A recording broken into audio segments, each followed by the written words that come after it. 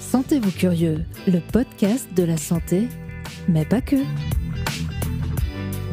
Bonjour et bienvenue sur le podcast Sentez-vous curieux. Mais au fait, comment allez-vous ? Derrière cette phrase anodine du quotidien se cache une origine un peu moins glorieuse. En effet, certains historiens pensent que son origine remonte au Moyen Âge. À cette époque, la médecine grand public commence à se développer et un des indicateurs de la santé, ce sont les selles. Donc quand on vous demande « Comment allez-vous ?», en fait, à l'époque, on vous demandait « Comment allez-vous » à la selle. Je vous promets, ce sera la seule référence scatophile de l'épisode. On voit bien dès lors, avec notamment l'évolution de cette expression et de ce qu'elle signifie aujourd'hui, que la vision de la relation entre le corps et l'esprit évolue avec le temps. Dans cet épisode, nous allons définir ce qu'est la bonne santé aujourd'hui, essayer de changer notre regard sur le symptôme, parler des maladies psychosomatiques et expliquer comment ce lien entre corps et esprit fonctionne. Mais tout d'abord, un peu d'histoire. Même si déjà, dès l'Antiquité, des philosophes comme Socrate, Platon et d'autres parlent de ce lien entre le corps et l'esprit, il faudra attendre un petit peu plus longtemps, notamment dans le monde occidental, pour que la médecine accepte ce lien et commence à le comprendre. Alors bien sûr, d'autres médecines, comme la médecine chinoise, l'intègrent dans leur pratique depuis longtemps. Un des éléments forts qui montre cette évolution est la définition de la bonne santé par l'OMS, l'Organisation mondiale de la santé, qui définit la santé comme, ouvrez les guillemets, un état de complet bien-être physique, mental et social, qui ne consiste pas seulement en une absence de maladie ou d'infirmité. Fermez les guillemets. Dans cette définition, on voit bien le lien étroit qui est fait entre le bien-être physique, mental et social. Il n'est pas seulement question de maladie au sens organique du terme, mais aussi de la santé de notre esprit. Et en effet, aujourd'hui, la médecine intègre, même si c'est encore difficile, ces notions de bien-être psychique et social. Même si tout n'est pas encore parfait, car c'est une approche pluridisciplinaire, pas toujours facile à mettre en place. En effet, même dans l'inconscient collectif, on a tendance à associer la maladie à un dysfonctionnement du corps et non pas forcément de l'esprit. Naturellement, on ne va pas faire le lien. On se dit « j'ai le ventre qui est barbouillé, j'ai mal au dos, j'ai mal à la gorge, j'ai mal à la tête.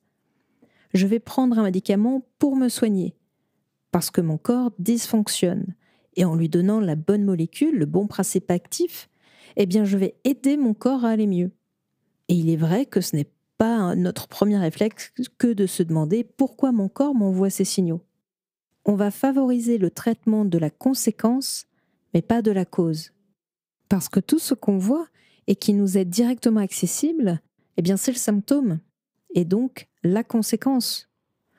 Bon, si vous avez fait la fête la veille, il y a de fortes chances que vous ayez une bonne idée de la cause. Plus sérieusement, déjà cette première réflexion sur nos mots, ce que je vois, ce que je sens, c'est un symptôme, c'est une conséquence. Ce n'est pas forcément une cause. En changeant son regard, déjà on fait un premier pas vers le soin. En ce sens qu'on fait un premier pas vers la compréhension. Alors ça ne veut pas dire qu'il ne faut pas traiter le symptôme, attention. Ça veut juste dire que mieux comprendre, c'est aussi mieux traiter. Dans le cadre de la relation entre le corps et l'esprit, on s'aperçoit parfois que la cause vient de notre esprit. Et c'est ce qu'on appelle, de façon très large, les maladies psychosomatiques. Psyché, le mental, soma, le corps. Lors de mes recherches, j'ai pu constater, entendre qu'aujourd'hui, beaucoup de médecins disent qu'il n'y a pas de maladie psychosomatique ou toutes les maladies sont psychosomatiques. En ce sens qu'il est acquis que les deux sont étroitement intriqués, qu'on ne peut traiter l'un sans penser à l'autre. Il vous est d'ailleurs peut-être déjà arrivé que lorsque vous exposiez vos symptômes à votre médecin, celui-ci vous demande s'il s'était passé quelque chose de marquant dans votre vie. C'est parce que celui-ci intègre cette dimension dans son diagnostic, dans sa recherche des causes, car il sait que s'il ne tient pas compte de ces causes, son traitement risque d'être au mieux moins efficace, au pire totalement inefficace. Quand on parle de psychosomatique, de maladie psychosomatique ou de somatisation, qui est définie en médecine par la traduction physique d'un conflit psychique, eh bien on parle surtout de l'influence de l'esprit sur le corps. C'est la première définition en tout cas qui est donnée. Mais quand on creuse, on se rend compte que ces liens sont plus complexes. En effet, dans les exemples de maladies psychosomatiques qu'on cite régulièrement, il y a tout ce qui va être autour des troubles intestinaux, comme le syndrome de l'intestin irritable, des maladies de la peau, comme l'eczéma, le psoriasis, des maladies neurologiques, comme les maux de tête, les troubles cardiaques. Et si on regarde ça seulement sous le prisme de la tête sur le corps, on pourrait comprendre que c'est nous qui sommes responsables de notre maladie. Et malheureusement, on entend parfois « c'est dans ta tête ».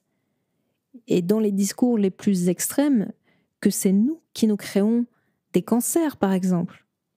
Et ça, c'est occulter toutes les composantes très complexes des maladies, génétiques, environnementales, etc. Parce que dans les faits, concrètement aujourd'hui, ce qu'on peut observer, c'est que, par exemple, dans les cas de maladies inflammatoires chroniques, qui sont des maladies du trouble du système immunitaire, pour faire simple, où celui-ci s'emballe, se détraque et s'attaque au corps, le stress va favoriser l'apparition de ce qu'on appelle des poussées, c'est-à-dire des crises. C'est d'ailleurs souvent à la suite d'un choc émotionnel que la maladie se déclare, mais elle était préexistante. Eh bien, on constate effectivement que les patients qui sont plus sereins ont moins de poussées. Ils ont plus de contrôle sur leur pathologie. Cependant, leur pathologie, elle est toujours là. Elle existe. Elle n'est pas éradiquée parce qu'ils sont bien dans leur tête. Et d'ailleurs, ça n'empêche pas de nouvelles poussées. Donc penser que comme par magie, on peut se soigner de certaines pathologies, notamment chroniques ou graves, ça paraît compliqué.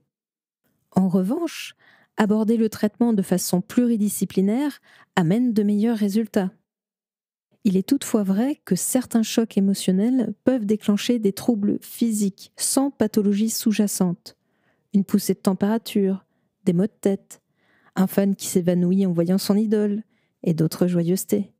Et dans ce cas, l'identification de la cause psychique de l'événement en question est déterminant dans le traitement, même si celui-ci est également pluridisciplinaire et peut inclure une approche médicamenteuse en plus d'une approche psychologique.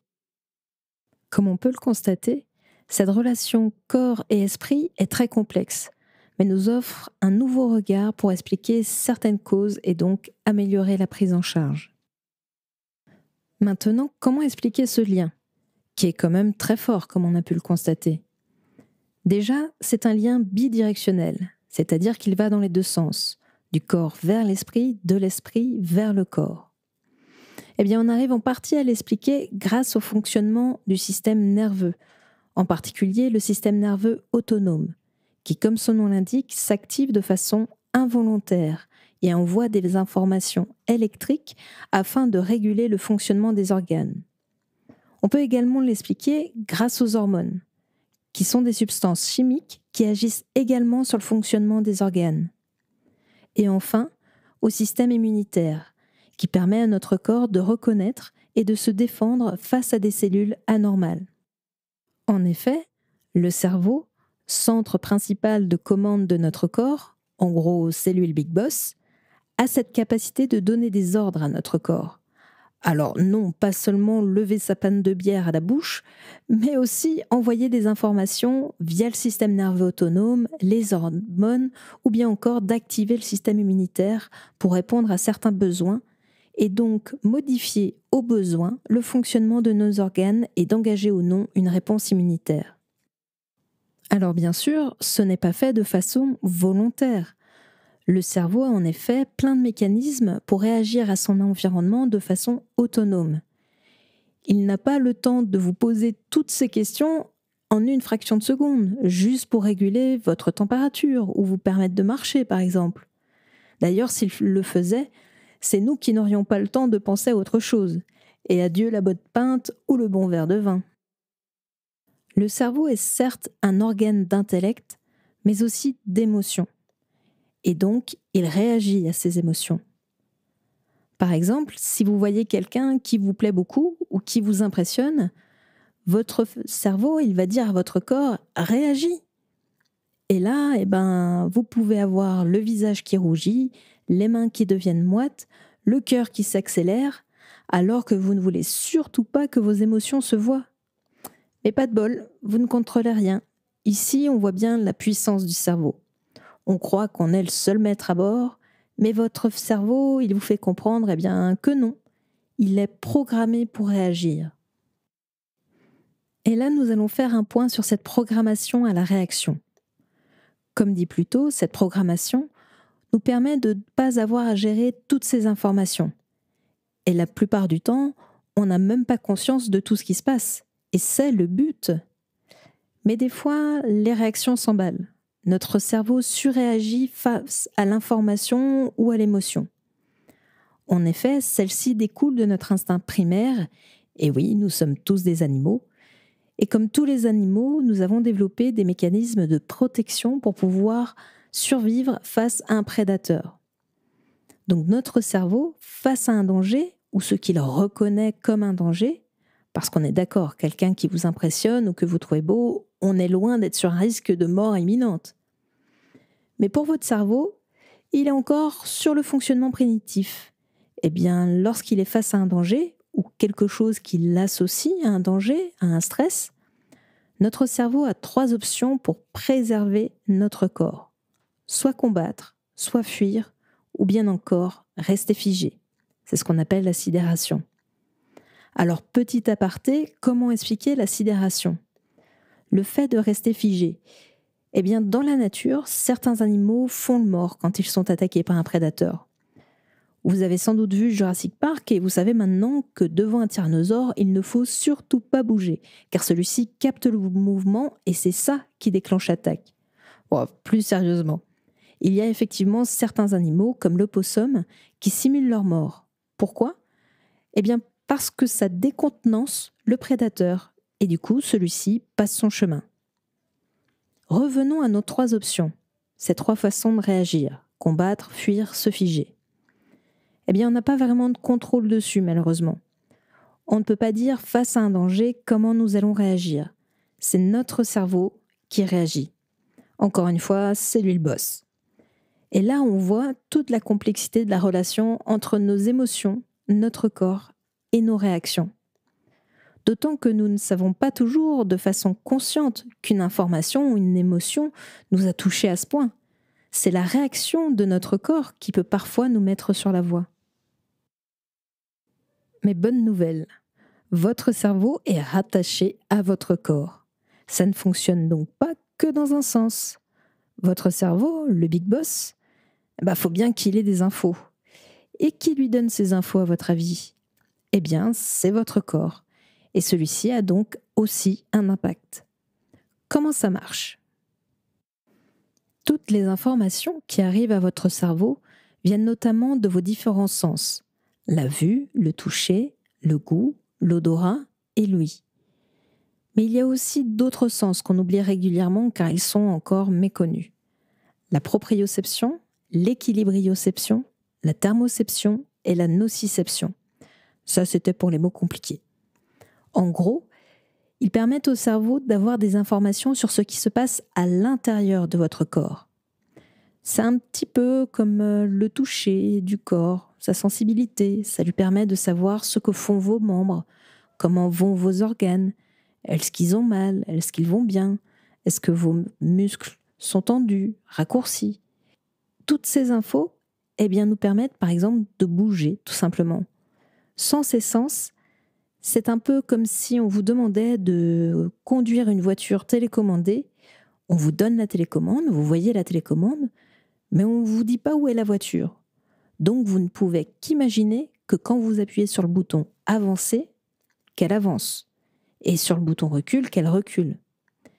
Mais est-ce qu'elle a pris un mur, ou même est-ce qu'elle fonctionne bien ? Ça, vous ne pouvez pas le savoir. C'est pour ça que votre cerveau a besoin de ces retours. Il y a aussi les hormones qui permettent de réguler votre fonctionnement. Votre cerveau les aime beaucoup et elles ont un impact puissant, notamment sur votre humeur, votre anxiété, votre stress, mais aussi votre bien-être.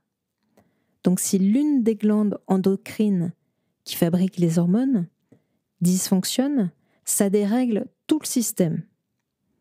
D'autres dysfonctionnements organiques peuvent, par effet domino, également dérégler le système et par conséquent modifier votre humeur.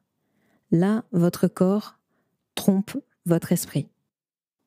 Mais alors, si on utilisait tous ces sens et ces hormones pour envoyer des infos à notre cerveau? En effet, maintenant que l'on sait que notre cerveau est à l'écoute de ce qui se passe dans notre corps, utilisons celui-ci pour avoir un impact global. Par exemple, quand vous faites du sport ou une activité physique, votre corps va envoyer des infos à votre cerveau qui vont avoir un impact sur la sécrétion d'hormones, par exemple. Votre corps va se mettre à sécréter des hormones comme l'endorphine, la dopamine ou l'adrénaline, et leurs actions combinées vont vous procurer une sensation de bien-être et de plaisir. Alors bon, sauf si vous corsez un petit peu trop la séance, mais en général, si vous restez dans les bonnes limites, eh bien ça va être un sentiment de bien-être qui va ressortir de votre séance. Donc là, on peut voir que le sens corps vers l'esprit, eh bien il est valable aussi. Donc il n'y a pas que du psychosoma, il y a aussi du soma-psycho. Encore une fois, c'est vraiment bidirectionnel. Quelques exemples de la force de ce lien. Le plus connu est certainement l'effet placebo. Pour rappel, l'effet placebo est le fait de prendre quelque chose dans l'objectif de se soigner, mais qui n'a en fait aucune efficacité thérapeutique. Bien sûr, le patient ne sait pas que ça n'a aucune efficacité. Au contraire, il est persuadé que c'est un médicament qui va le soigner. Effectivement, on constate que ça le soigne. Trop fort. Ça, c'est l'effet placebo. Il y en a un autre moins connu qui est l'effet nocebo, l'inverse de l'effet placebo. C'est quand on observe un effet néfaste, qu'il soit physique ou psychologique, après la prise d'une substance qui, encore une fois, est reconnue comme n'ayant aucune efficacité thérapeutique. Mais le patient n'est pas au courant. Donc l'effet nocebo, beaucoup moins cool. Comme il est plus rare et négatif, on parle beaucoup plus de l'effet placebo. Je vais rajouter une petite subtilité en précisant la définition exacte de ces effets. On parle d'effet placebo ou nocebo quand on ne connaît aucun effet pharmacologique documenté à la substance qui a été donnée. Ensuite, dans les effets positifs de ce lien étroit, des études sur le pouvoir de la visualisation du mouvement ont montré une augmentation significative de la performance en l'absence de mouvement réel. Cet effet, bien connu des sportifs, peut être aussi appliqué en rééducation. La personne se visualise en train de faire le mouvement. Le corps s'imagine réellement faire le mouvement et on constate une augmentation de la force. D'autres études encore vont dans ce sens. Par exemple, chez des personnes qui ont subi des lésions motrices sur un de leurs membres et qui ont du mal encore à pouvoir contracter leurs muscles efficacement et donc de renforcer celui-ci, en renforçant l'autre membre, par exemple prenons la cuisse gauche, vous renforcez aussi la cuisse droite. Le corps dit au cerveau « je bouge », le cerveau au corps « tu bouges les deux côtés », et du coup, même la partie du corps qui ne bouge pas se renforce. C'est quand même très fort. Quelques mots sur les techniques corps-esprit, qui utilisent les méthodes comportementales, psychologiques, sociales et spirituelles. Aujourd'hui, l'abondance des preuves scientifiques en faveur de ces techniques les amène jusque dans les hôpitaux. Par exemple, vous avez sans doute déjà entendu parler de l'utilisation de l'hypnothérapie lors d'opérations où le patient reste éveillé, mais aussi dans la gestion de la douleur. Il y a aussi la relaxation, la méditation, la sophrologie et bien d'autres encore. Elles sont utilisées comme traitement ou en complément de traitement des douleurs chroniques, de l'insomnie et bien d'autres maladies et symptômes de maladies. De plus en plus de médecins n'hésitent pas à orienter leurs patients vers ce type de pratique. Alors bien sûr, un médecin ne vous conseillera jamais de ne vous soigner qu'avec des thérapies alternatives dans le cas de maladies graves nécessitant un traitement médicamenteux. Mais c'est un très bon complément. Pour conclure, je vous ferai grâce de toutes les expressions populaires qui mettent en scène cette relation corps-esprit, comme tu me fais suer, tu me tapes sur les nerfs, et bien d'autres joyeuses expressions encore. Pour ce premier épisode, je tenais à vous parler de ce sujet car il me semble que c'est une des premières clés de compréhension de notre santé. Intégrer cette relation entre le corps et l'esprit, c'est aborder la santé par les causes et non seulement par les conséquences. Mieux comprendre ce qui se passe dans notre corps, mais aussi dans notre tête. Avoir une vision plus globale. C'est mieux s'écouter, que ce soit nos émotions ou nos douleurs physiques. Et tout ça, ça nous donne un levier d'action bien plus grand. Maintenant, vous savez, et surtout vous comprenez, pourquoi il est important d'apprendre à prendre soin de votre esprit et de votre corps, en étant à l'écoute de vos émotions et de vos mots. Et la prochaine fois qu'on vous demandera « Comment ça va ?», vous vous poserez vraiment la question « C'est vrai ça ? Comment vont mon corps et mes émotions ?» Et voilà, c'est sur ce questionnement intérieur et extérieur que je vous laisse. Alors je vous dis à très vite et surtout, prenez soin de vous.